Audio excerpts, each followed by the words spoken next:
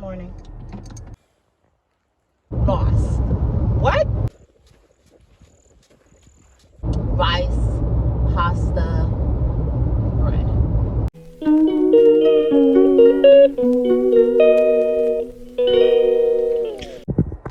Good morning. How are you, the good people, today? I just thought I'd stop by and tell you about some non-scale successes I've had. So non-scale successes. I mentioned it in the last video.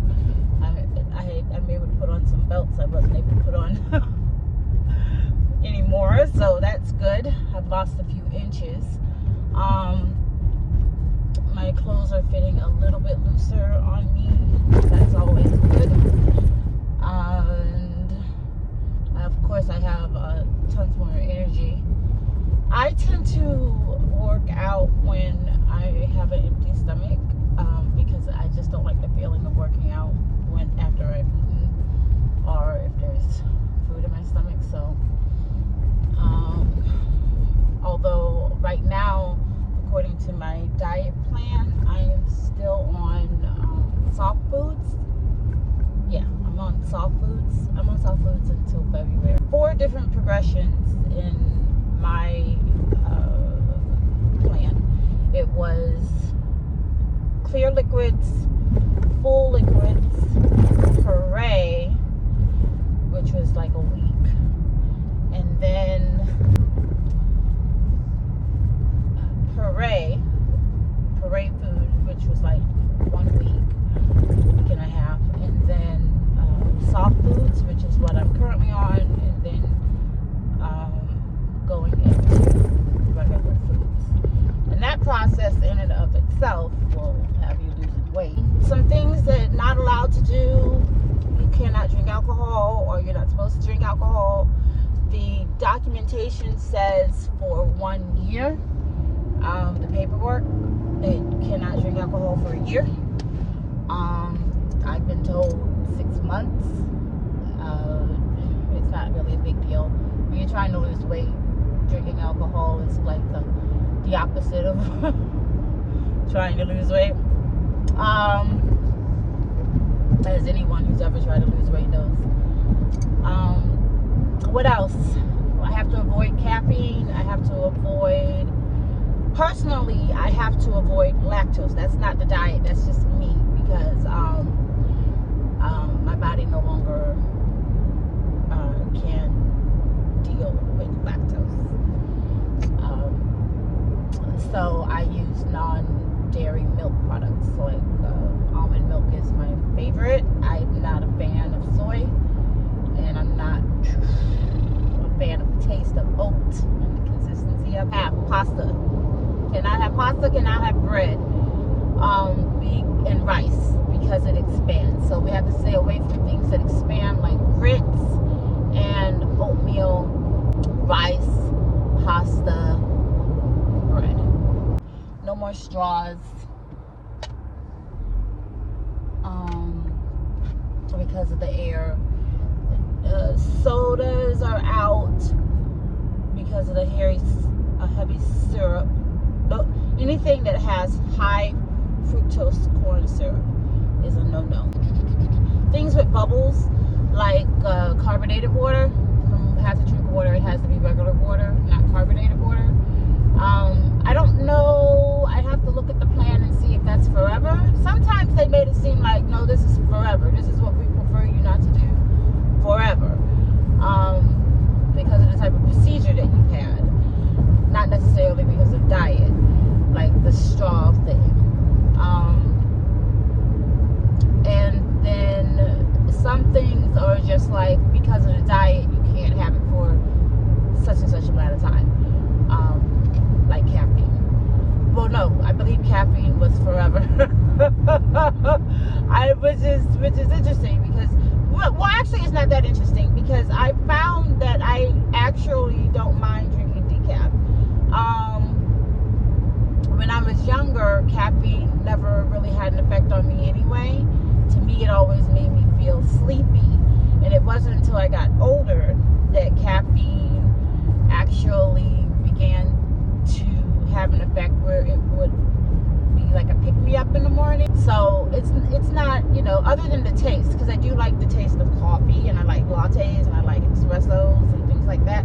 So other than the taste, and I like warm things. I like the hot chocolates and hot latte. I will drink an iced coffee or a cold latte, but it really does have to be summertime for me to be doing iced to anything. And even in the summertime, I like a nice warm beverage. I am a fan. I like how it feels when it warms my tongue. So a perfectly heated beverage is so comforting to me. So I love a nice warm beverage. So I have in the meantime switched to decaf on everything, teas, coffee, and I haven't missed the caffeinated version because I still get the same taste. I still get the nice warm belly. So I haven't missed coffee, caffeinated coffee. We're supposed to be getting a lot of protein into our diet. Protein and vegetables, their hierarchy is protein, no, hydration, protein, vegetables, then carb. Supposed to be taking vitamins every day. Oh my gosh, I forgot to take my vitamins before I left the house. It's okay. I'll get them when I get back. So I have a really hard time taking vitamins. At least the traditional kind of vitamin, I have to actually take a chewable, because the other ones are just too, I don't know, they're too strong. I always gag, or I throw up if I take the swallowing kind of vitamins. One, usually they're too big. It's just awkward. It's not that I can't swallow them, it's just that why do you make these so ridiculously huge? But two, my stomach cannot take a regular vitamin. It's like, and right now I cannot have gummies. So I actually am taking Flintstones, the chewable Flintstone vitamin that they make for children.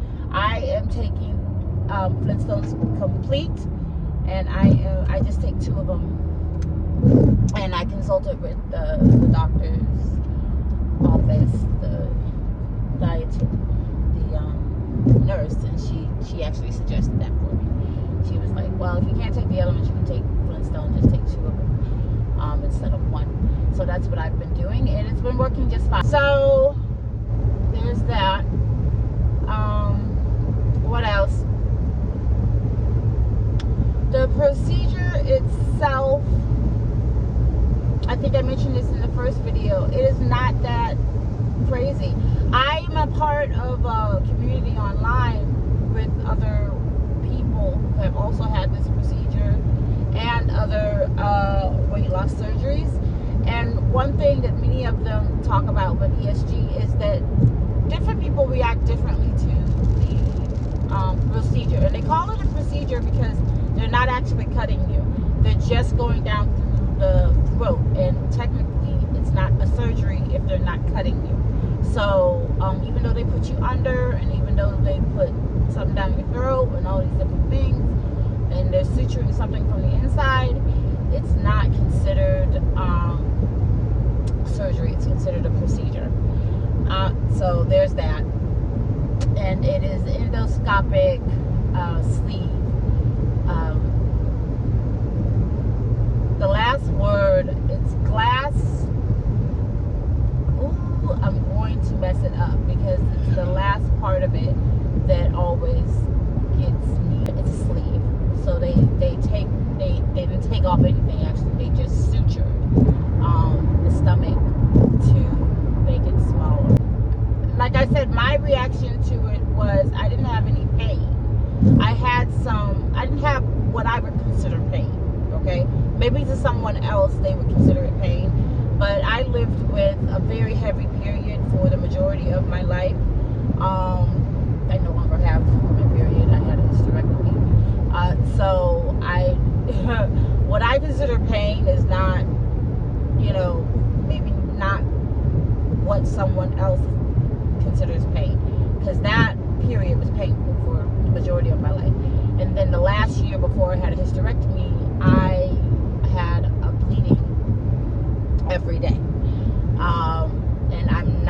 exaggerating. I literally bled every day up until the point that I had the surgery. So that's why I ended up having the surgery. I had uterine fibroids that, even though I had surgery years ago to try, I had a myomectomy to try to alleviate the symptoms from those fibroids. They came back, and they came back with a vengeance, and I had some that were just extremely huge, but I had several, and they were surrounding like blood vessels, and so they were extremely difficult to get rid of. As a matter of fact, the doctor said he could not remove many of them the first time I had a myomectomy because they were surrounding some critical blood vessels, and at that time I was trying to get pregnant, and so it was not successful in that way. Like, it eliminated some pain for a little while, and then but it wasn't successful in helping to get pregnant. That's not what I meant to talk about today. I did not mean to talk about uterine fibroids or pregnancy or that issue, but I'm only bringing it up in relation to pain, because for many decades, I lived with the pain of severe pain from these heavy periods, uterine fibroids, and so my relation to pain, I had a high pain threshold, and so because I experienced it every month. Since then, my pain threshold since I've had the hysterectomy, my pain threshold has like diminished. Like, I really cannot take pain like I used to. So when I say that this ESG was not giving me pain, I really mean it didn't give me pain. Now, that doesn't mean that for somebody else it wasn't painful, because like I said, I'm a part of this online community, and some people have expressed that they are experiencing pain, not just discomfort, but pain. And what I felt was just discomfort. I had some stomach cramping, but to me it felt like what it feels like when you have, like, maybe you fasted for a day, or I don't know how many of you are familiar with fasting. I used to fast a lot when I was younger, and not for diet reasons, for spiritual reasons. And so I can go a pretty long time without eating. And so, but there's a period of time that when you are fasting, you get some stomach cramps, because your stomach is saying, hey, I need to eat, let me eat. So that would happen, but I was used to that type of pain. So I did have that. I had that type of cramping. And I guess if you've never fasted, it's just the same type of pain you get when you're really hungry. Okay? Like maybe you're delayed in eating, you're at your normal time, and your stomach's like, it's time for me to eat. It was that type of pain. Which I thought was enough, because it was combined with nausea, to take some, medication for cramping. But it wasn't painful, it was just uncomfortable. It wasn't a preferred type of feeling. Does that make sense? I know it makes sense, but it wasn't my preferred type of feeling. That's that. Let me see. Now, some people in the community have expressed that it was painful to them, or their nausea lasted longer than 2-3 days. My nausea lasted, the bad nausea, I should say, lasted about 3 days, and then it just got better. And then so my bad nausea lasted about 3 days, and then I had a time frame where there was a little bit of nausea after that, but only when I wasn't able to get the hydration that I needed immediately. Like my nausea anytime a week or so afterwards was directly correlated with how much fluid I was able to get into my system. So basically I was dehydrated. And as soon as I was hydrated, I was better. And that was pretty much it. I cannot speak to anybody else's experience. I can only speak to my own. After about a week, I was really feeling so much better. And I did not have to take any of the cramping medication. I did not have to take any of the nausea medication. The only thing I had to do was follow the diet. So that's what I've been doing. December 8th, I was 298. December 29th, I was 303 right before the procedure. As of today, I did get on the scale and I am 278. So whatever that is, that's what I've lost since that time. And it's been a month. It's been a month since the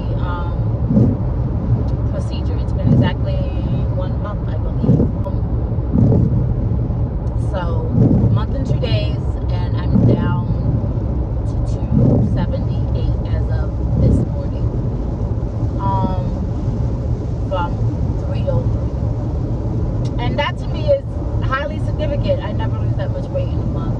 That's crazy. What happens is that, you know, I would gain it all back and gain it back with a vengeance because I would gain more. And then I had a surgery, I'd be out of commission, I gained weight. So it was like, it was this off and on battle with me with the weight. My entire life actually I was a big girl, so I was never the small child, or I never saw myself as a small person. Lose, I would gain, I would lose, I would gain. It's a cycle, right? You all know the cycle very well, how it goes. I don't have to tell you how you get into this cycle of losing, gaining, and gaining over what you lost, because of I don't know what that is that allows the body says, well, you know, let's just add on 10-20 pounds more than what you actually lost. What? Why? Why are you adding on things? So and then I had issues with unhealthy relationship with food, stress eating based on my feelings, binge eating. I went through all those different types of eating, all of them, I feel, that were unhealthy. I still want to be able to eat things that I enjoy. It's very sad for me. It's very, very sad. I love bread. I love bread and I love pasta. Not so much, I could care less about being able to eat rice or not. That's not a big